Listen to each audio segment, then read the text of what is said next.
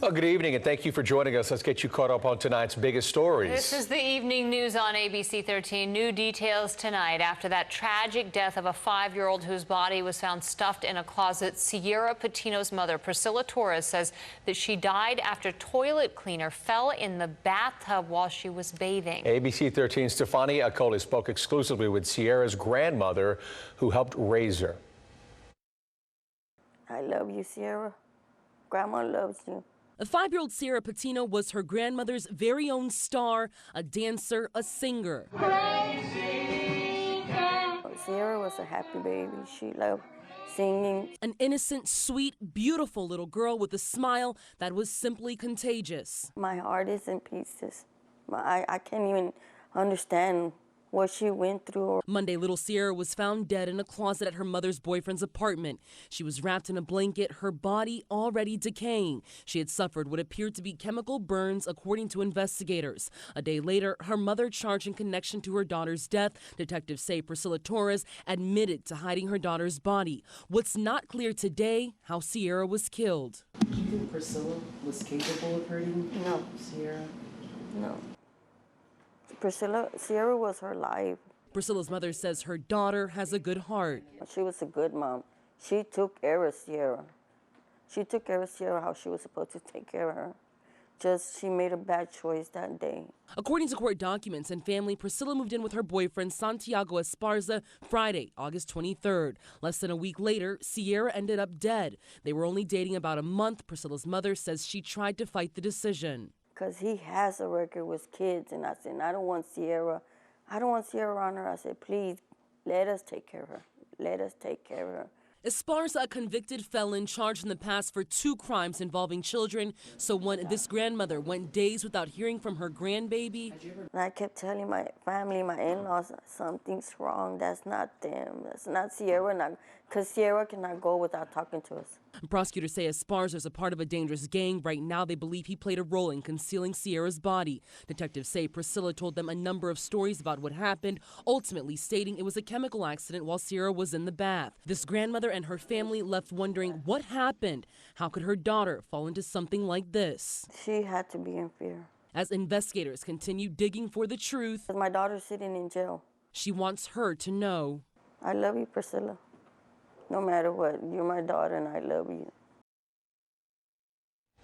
That was our Stefani Akoli reporting. Well, also tonight, a Harris County Sheriff's deputy facing charges after an accidental shooting at his own home. Deputy Tommy Anderson's 4-year-old stepson shot himself in the head last year, and officials say that gun was not properly stored. ABC 13's Micah Hatfield explains what's next in this case. The good news is we're told that the child is doing well and started kindergarten last week. On the other hand, his stepfather, if convicted, could face up to a year behind bars. Harris County Sheriff's Office Sergeant Tommy Anderson was on a walk with his daughter in July of 2018. At the same time, the district attorney's office says his 4-year-old stepson shot himself in the head at home. Sergeant Anderson left his gun locker unlocked. And his 4-year-old stepson got access to the gun safe. The DA's office says it was a personal firearm of his that had no safety and was loaded. Anderson's attorney called what happened an unfortunate accident and says soon others will see that. She says Anderson has raised the child since he was an infant. I waited for them out of sensitivity reasons to present it to the grand jury. 14 months later, now that the child's medical complications have been resolved, the Harris County sergeant was indicted by a grand jury for making a firearm accessible to a child. A tragedy, but one that the DA's office says should be a wake-up call for everyone. Lock up your weapons. There's a number of ways to do that. You can have a gun safe and remember to lock it. Also getting trigger locks, placing them on your guns, and also placing guns out of reach of children. The Harris County Sheriff's Office says that he's been placed on civilian administrative duty until a verdict is reached in his case. In downtown Houston, Micah Hatfield, ABC 13 Eyewitness News. And we have a sad update to a story that we broke for you yesterday. Yes, the body of a Kemah Boardwalk employee has been found. 56-year-old Thomas Riddle jumped into the waters of Galveston Bay yesterday morning to save a distressed kayaker, but never resurfaced. The kayaker eventually made it to safety with the help of another Good Samaritan. A GoFundMe has been created for his funeral expenses, and we have a link at our website, ABC13.com.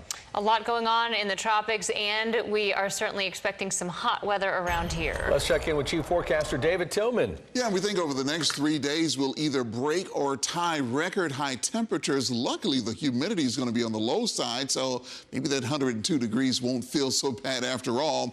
83 degrees at 9 a.m., 94 at noon, 100 by 3 p.m. Just after 3 at 4 p.m. is when we'll hit the high of 101 degrees. And then we'll drop back down to 87 degrees coming up by 9 p.m. on your Friday. High temperatures around the area, upper 90s, low 100s. Most areas away from the Gulf of Mexico, near the Gulf, we're expecting temperatures to remain in the mid 90s, and it'll be a little bit more humid down there. High temperatures over the next 3 days, breaking a record Friday, breaking a record on Saturday, most likely tying a record on Sunday, and then finally dropping below the triple-digit mark coming up on Monday. Feels like temperatures will actually be close to the high temperatures coming up this weekend. Well, why is it going to feel hotter coming up on Monday, even though the temperature will be a lot lower? Well, that's because the humidity is going to return by then, and it's going to start to feel miserable again as we head into next week. Here's what's happening out in parts of the Pacific. We have a couple of systems out there. Hurricane Juliet is clearly moving northwest away from the coast. It's actually going to make more of a westerly turn coming up, ensuring that it misses any land areas. And we have brand new tropical storm Aconi right now. This one appears to be moving west-southwest, so it's going to miss the Hawaiian Islands to the south, it does appear, as it continues to move in that direction. There is Hurricane Dorian. We'll talk about that in just a moment. We have a couple of tropical waves out there with only minor chances for development. There's Tropical Storm Gabrielle that will continue to stay out over the open waters of the Atlantic. And then we have a healthy tropical wave just off the west coast of Africa that has a 60% chance of development.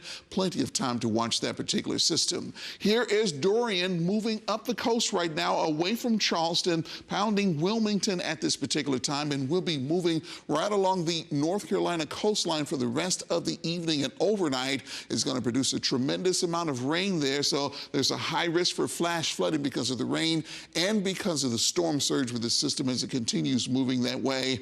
Around here over the next several days, we're not expecting any rain. Rain chances won't actually increase again until we get into next week. A 20% chance on Monday and Tuesday, a 30% chance next Wednesday and Thursday.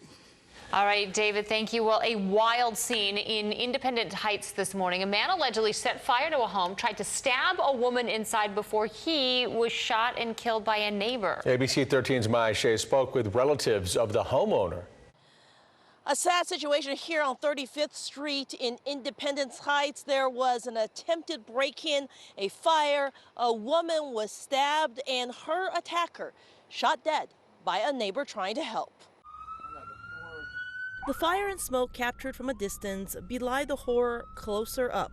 That early Thursday morning, a man tried to burn down this house on 35th Street and stab the woman inside as she ran out. I got a phone call from my sister, and she said somebody had got shot and my uncle's house was on flames. What the extended family didn't know at the time was that a woman living in the house had called police on a suspect early in the morning.